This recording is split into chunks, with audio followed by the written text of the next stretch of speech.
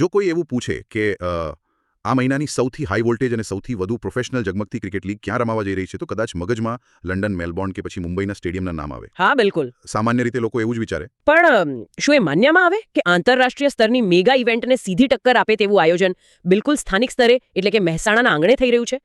આજના આ ઊંડાણપૂર્વકના વિશ્લેષણમાં આપણે એ જ સમજવાનું છે કે કેવી રીતે એક લોકલ સ્પોર્ટ્સ ઇવેન્ટ એક વિશાળ બ્રાન્ડ અને ભવ્ય જલસામાં ફેરવાઈ ગઈ છે. સાચી વાત છે. આજે આપણે વાત કરી રહ્યા છીએ મહેસાણામાં યોજાવા જઈ રહેલી અંજના પ્રીમિયર લીગ એટલે કે APL સિઝન 2 વિશે. જો આપણે આને ધ્યાનથી જોઈએ ને તો આ માત્ર એક ટુર્નામેન્ટ વિશેની વાત નથી રહી. એટલે આ રમતગમત, સમાજ અને કોર્પોરેટ જગત કેવી રીતે એકબીજા સાથે જોડાય છે તેનું એક બહુ જ ઉત્તમ ઉદાહરણ છે. બરાબર છે. જ્યારે કોઈ રમત પાછળ આટલું મોટું પીચબળ ઊભું થાય ત્યારે તે માત્ર મનોરંજન નથી રહેતું, તે એક આખી ઇકોસિસ્ટમ બની જાય છે. બિલકુલ.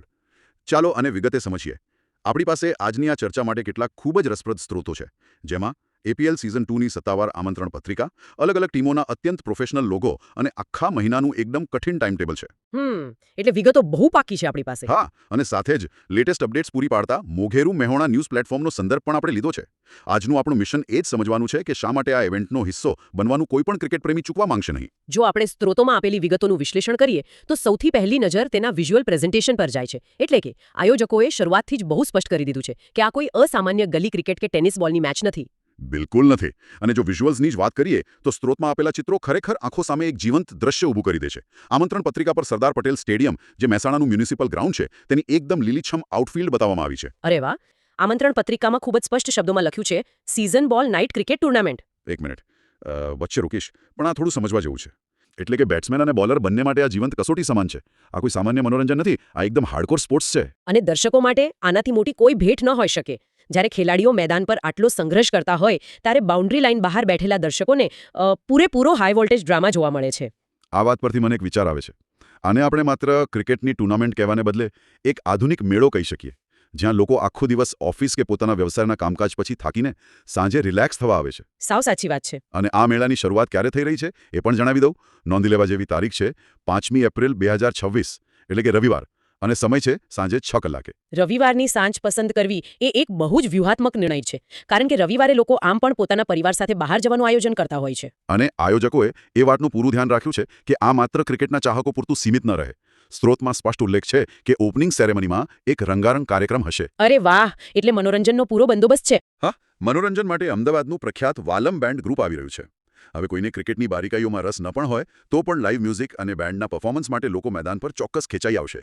જો આપણે આને મોટા ચિત્ર સાથે જોડીએ તો આધુનિક સ્પોર્ટ્સ મેનેજમેન્ટમાં આને સ્પોર્ટ્સટેઇનમેન્ટ કહેવાય છે. એટલે કે સ્પોર્ટ્સ અને એન્ટરટેઇનમેન્ટનું મિશ્રણ. બરાબર, સ્પોર્ટ્સટેઇનમેન્ટ. હા, આનાથી ઇવેન્ટનો વ્યાપ ઘણો વધે છે. તે માત્ર એક સ્પોર્ટ્સ ઇવેન્ટ મટીને એક કલ્ચરલ ઇવેન્ટ બની જાય છે.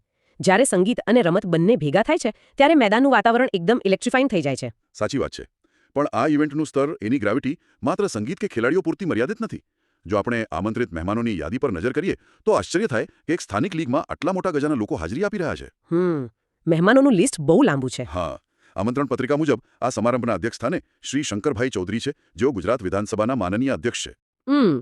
આ બાબત ઇવેન્ટની ગંભીરતા દર્શાવે છે. જ્યારે રાજ્યકક્ષાના નેતા આવી ઇવેન્ટનું અધ્યક્ષપદ સંભાળે છે ત્યારે તેનો સીધો અર્થ એ છે કે આ આયોજનને સામાજિક અને રાજકીય સ્તરે ખૂબ જ મહત્વ આપવામાં આવી રહ્યું છે. આટલું જ નહીં, મુખ્ય મહેમાનોની યાદી પણ ઘણી લાંબી છે, જેમાં શ્રી હરિભાઈ પટેલ, જેઓ લોકસભાના માનનીય સાંસદ છે, અને શ્રી મયંકભાઈ નાયક, જેઓ રાજ્યસભાના માનનીય સાંસદ છે, તેમનો સમાવેશ થાય છે. બિલકુલ. અને આ સિવાય સ્થાનિક નેતૃત્વ પણ હાજર રહેવાનું છે. હા, માનનીય ધારાસભ્યો શ્રી મુકેશભાઈ પટેલ, જેઓ મહેસાણાથી છે, અને શ્રી સરદારભાઈ ચૌધરી, જે ખેરાલુથી છે, તે પણ ઉપસ્થિત રહેશે. સાથે જ પૂર્વ સાંસદ શ્રી જુગલભાઈ લોખંડવાલા જેવા આગેવાનો પણ જોડાશે. આ બહુ મોટું લિસ્ટ છે. આપણે અહીં માત્ર સ્ત્રોતમાં આપેલી માહિતીના આધારે વાત કરી રહ્યા છીએ, પરંતુ એ સમજવું જરૂરી છે કે શા માટે આટલા મોટા નેતાઓ એક લોકલ ક્રિકેટ ટુર્નામેન્ટમાં આટલો રસ દાખવે છે. શું આ માત્ર એક ઔપચારિકતા છે? આ બહુ જ રસપ્રદ પ્રશ્ન છે. અને ના, આ માત્ર ઔપચારિકતા જરાય નથી. રમતગમતનું મેદાન એ સમાજના દરેક વર્ગને એક સાથે લાવવા માટેનું સૌથી મોટું અને તટસ્થ પ્લેટફોર્મ છે. બરાબર છે. જ્યારે નેતાઓ અને સમાજના આગેવાનો આવી ઇવેન્ટમાં હાજર રહે છે ત્યારે તેઓ માત્ર મેચ જોવા નથી આવતા. તેઓ યુવાનોને પ્રોત્સાહન આપવા, સમાજ સાથે સીધો સંવાદ કરવા અને એક મજબૂત કમ્યુનિટી બિલ્ડિંગની પ્રક્રિયાનો હિસ્સો બનવા આવે છે. એટલે ખેલાડીઓ માટે પણ આ બહુ પ્રોત્સાહન પૂરું પાડે. હા, ખેલાડીઓ માટે એક મોટો બૂસ્ટર ડોઝ હોય છે કે તેમને આટલા મોટા પ્લેટફોર્મ પર પરફોર્મ કરવાની તક મળી રહી છે. ખરેખર. અને જ્યારે આપણે પરફોર્મન્સ અને ખેલાડીઓની વાત કરી રહ્યા છીએ ત્યારે વાત કરવી પડે આ ટુર્નામેન્ટના અસલી હીરોઝની, એટલે કે ક્રિકેટના મેદાનમાં ઉતરનારા એ રણવીરો અને તેમની ટીમોની. હા, ટીમો વિશે જાણવું બહુ રોમાંચક છે. લોગોએ માત્ર એક ચિત્ર નથી હોતું, તે ટીમની આઇડેન્ટિટી, તેમની ઓળખ હોય છે. બિલકુલ. ઉદાહરણ તરીકે ઈગલ વોરિયર્સ એટલે કે ઈગલ વોરિયર્સનો લોગો જુઓ. એક સોનેરી ગરુડ જેણે પોતાના પંજામાં બેટ પકડ્યું છે. ગરુડ એટલે એકદમ બાજ નજર. એ જ તો ગરુડની ઓળખ જ એ છે કે આકાશમાંથી બાજ નજર રાખવી અને સચોટ હુમલો કરવો. પછી શિવ સુપર કિંગ્સનો લોગો છે, જેમાં એક તાજ પહેરેલો સિંહ છે, જે બિલકુલ રોયલ અને નીડર લુક આપે છે. અરે વાહ, સિંહવાળો લોગો તો બહુ પાવરફુલ લાગતો હશે. હા, અને મણિધર ધુરંધર્સના લોગોમાં તો એક ભવ્ય સિંહ લાલ રંગનો લેધર બોલ પકડીને ઊભો છે, જે સામા પક્ષને ડરાવી દે તેવો આક્રમક છે. ખેલાડીઓમાં એક પ્રકારનો જુસ્સો અને જવાબદારીની ભાવના ભરે છે. પણ આ જુસ્સો ક્યાં સુધી ટકાઈ રાખવો પડશે એ મોટો સવાલ છે. જરા ટાઈમ ટેબલ પર નજર કરીએ. હા, શિડ્યુલ કેવું છે? સ્ત્રોત મુજબ 5મી એપ્રિલથી લઈને 2જી મે સુધી સળંગ એટલે કે આખો મહિનો રોજ રાત્રે 8 વાગે મેચ રમાવાની છે. બાપ રે, રોજ રાત્રે મેચ? હા, રોજ રાત્રે સરદાર પટેલ સ્ટેડિયમમાં એક નવો મુકાબલો. ત્યારબાદ પ્લેઓફ્સ શરૂ થશે. 4મી મેના રોજ ક્વોલિફાયર 1, 5મી મેના રોજ એલિમિનેટર, 7મી મેના રોજ ક્વોલિફાયર 2 અને આખરે 9મી મે 2026ના રોજ ગ્રાન્ડ ફિનાલે. આ તો બહુ લાંબી ટુર્નામેન્ટ છે. મને તો આ શિડ્યુલ જોઈને જ થાક લાગે છે. સળંગ એક મહિનો રોજ રાત્રે મેચ. શું આ ખેલાડીઓ માટે વધારે પડતું નથી લાગતું? આજ તો આખી લીગની સૌથી મોટી કસોટી છે.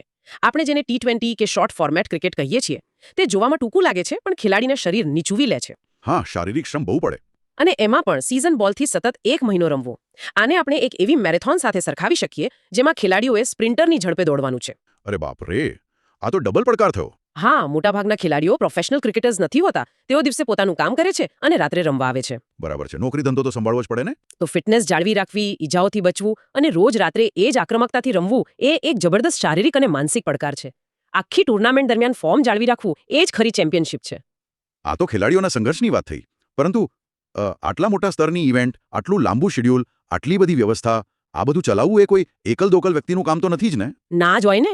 આની પાછળ બહુ મોટું આર્થિક અને માળખાકીય પીઠબળ હોવું જોઈએ. ચોક્કસ. કોઈ પણ મેગા ઇવેન્ટની કરોડરજ્જુ તેના સ્પોન્સર્સ અને આયોજકો હોય છે. આર્થિક ટેકા વિના 1 મહિનો ચાલનારી નાઇટ ટુર્નામેન્ટ શક્ય જ નથી. બિલકુલ શક્ય નથી. સ્પોન્સર્સ કોણ કોણ છે આમાં? સ્ત્રોતમાં આપેલા સ્પોન્સર્સ અને કોર્પોરેટ પાર્ટનર્સનું લિસ્ટ જોઈએ તો ખ્યાલ આવે કે આખી બિઝનેસ કમ્યુનિટીએ આ ઇવેન્ટને કેવી રીતે ખોબલે ટેકો આપ્યો છે. હા, એટલે મોટા ઉદ્યોગપતિઓ જોડાયા હશે. હા, રિયા ગ્રુપ, જેના શ્રી પંકજભાઈ ચૌધરી છે, Manidhar infrastructure Shri Dasharathbhai D Chaudhary, Sundrop power Shri Manubhai Chaudhary, Luxuria automotive Shri Apurva Mehta, આ બધા જોડાયેલા છે. આ તો બહુ જાણીતા નામો છે. આ ઉપરાંત રાજ ચૌધરી ફાઉન્ડેશન શ્રી પ્રવીણભાઈ જી ચૌધરી, કૈલાશા ગ્રુપ શ્રી કનુભાઈ ડી ચૌધરી જેવા મસ્ત મોટા નામો મુખ્ય મહેમાન અને સ્પોન્સર તરીકે જોડાયેલા છે.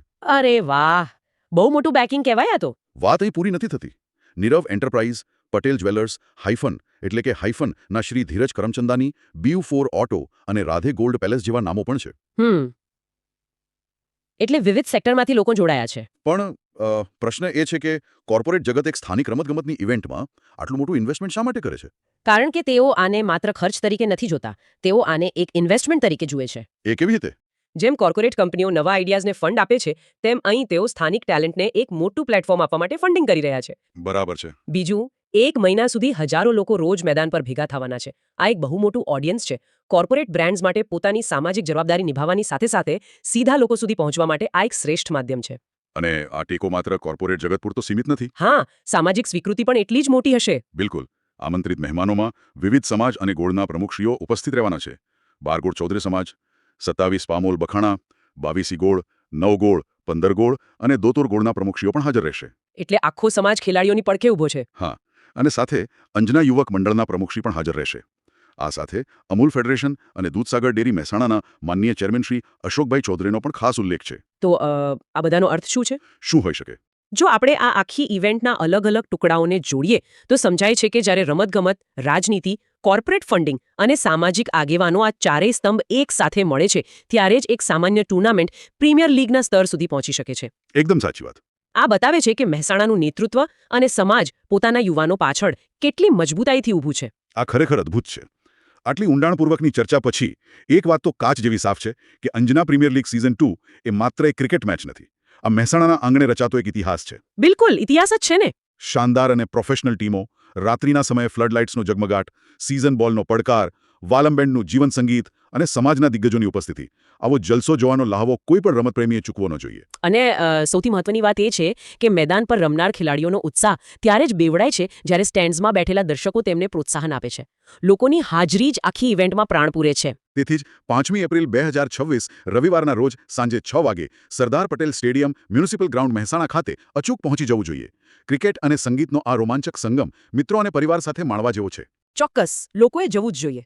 વધુમાં આખી ટુર્નામેન્ટ દરમિયાન દરરોજ કઈ ટીમ જીતી, કોણે કેવું પરફોર્મન્સ આપ્યું અને મેદાન પર શું નવું બન્યું તેવી સચોટ અને લેટેસ્ટ અપડેટ્સ મેળવવા માટે mogerumehsana.in વેબસાઇટની રોજ વિઝિટ કરવાનું બિલકુલ ચૂકશો નહીં. હા એ બહુ જરૂરી છે જેથી બધી અપડેટ મળતી રહે. અને જો દર્શક મિત્રો તમને આજનું આ વિશ્લેષણ પસંદ આવ્યું હોય તો અત્યારે જ મોઘેરું મહેસાણા ચેનલને સબસ્ક્રાઇબ કરો, આ વિડીયોને લાઇક કરો અને તમારા મિત્રો અને પરિવારના ગ્રુપ્સમાં શેર કરો જેથી વધુમાં વધુ લોકો આ ભવ્ય ઇવેન્ટ વિશે જાણી શકે. બિલકુલ અને પોતાના મંતવ્યો પણ જણાવે. હા, આ શાનદાર ટુર્નામેન્ટ વિશે, તમારી ફેવરિટ ટીમ વિશે કે આયોજન અંગે તમારું કોઈ સૂચન કે મંતવ્ય હોય તો નીચે કોમેન્ટ બોક્સમાં ચોક્કસથી જણાવો. અંતમાં આ બધી ચર્ચા પરથી એક વિચાર ચોક્કસ આવે છે. કયો વિચાર?